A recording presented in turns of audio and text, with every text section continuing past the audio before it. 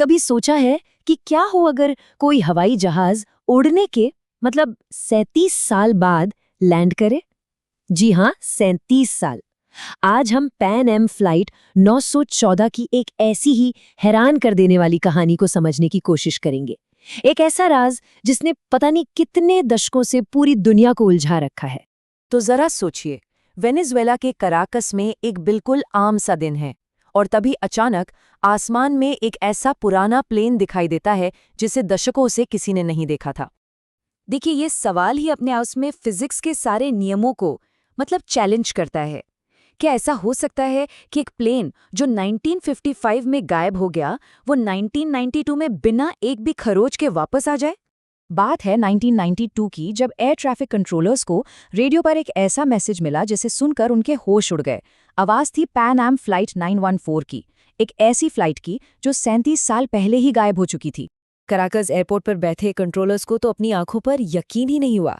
एक पुराना Douglas DC-4 plane landing की तैयारी कर रहा था और ये वो मॉडल था जो दशकों पहले ही सर्विस से बाहर हो चुका था।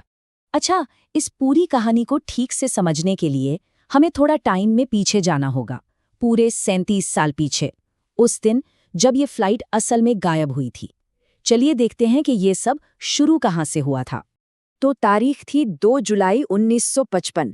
पैन एम फ्लाइट 914 ने 57 लोगों के साथ न्यूयॉर्क से मियामी के लिए उड़ान भरी और उड़ान भरने के कुछ ही देर बाद ये प्लेन रडार से गायब हो गया। न कोई मलबा मिला, न कोई इमरजेंसी सिग्नल, कुछ भी नहीं, बस खामोशी। और यहीं से कहानी में एक ऐसा मोड़ आता है जिस पर यकीन करना मुश्किल है। 1955 में गायब होने के ठीक 37 साल बाद 1992 में वही प्लेन दोबारा दिखाई देता है, पूरे 37 साल बाद। तो अब बात करते हैं उस सोर्स की जिसने इस छोटे से रहस्य को एक ग्लोबल सेंसेशन बना दिया। हुआ ये कि एक अखबार की रिपोर्ट ने इस कहानी में जैसे आग ही लगा दी।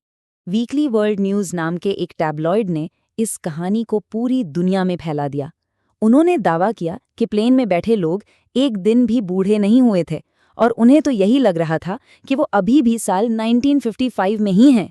इस कहानी को और असली दिखाने के लिए टैबलॉइड ने जुआन डे ला कॉर्ट नाम के एक एयर ट्रैफिक कंट्रोलर का बयान भी छापा, जिसने ये दावा किया कि उसने पायलट की आवाज़ पहचान ली थी। चलिए, अब कहानियों से थोड़ा हटकर पड़ताल की तरफ बढ़ते हैं। ये कहानी का वो हिस्सा है जहां हम हकीकत और अफवाह को अलग अलग करके देखेंगे।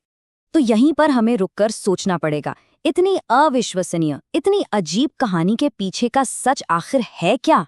क्या इस पर भरोसा किया जा सकता है? तो जब असलियत की पड़ताल शुरू हुई तो पता है क्या हुआ?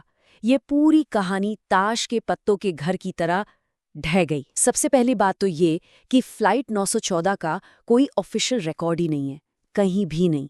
और मजे की बात सुनिए, पैन एम एयरलाइंस तो 1991 में ही बंद हो चुकी थी, यानी प्लेन के कथित तौर पर लौटने से ठीक 1 साल पहले। और सुनिए, जुआन डे ला कॉर्टे नाम का कोई एयर ट्रैफिक कंट्रोलर तो कभी था ही नहीं। टैबलॉइड ने जो तस्वीरें इस्तेमाल की थीं वो स्टॉक फोटोज थीं और इसी कहानी को बार बार अलग अलग डिटेल्स के साथ छापा गया था।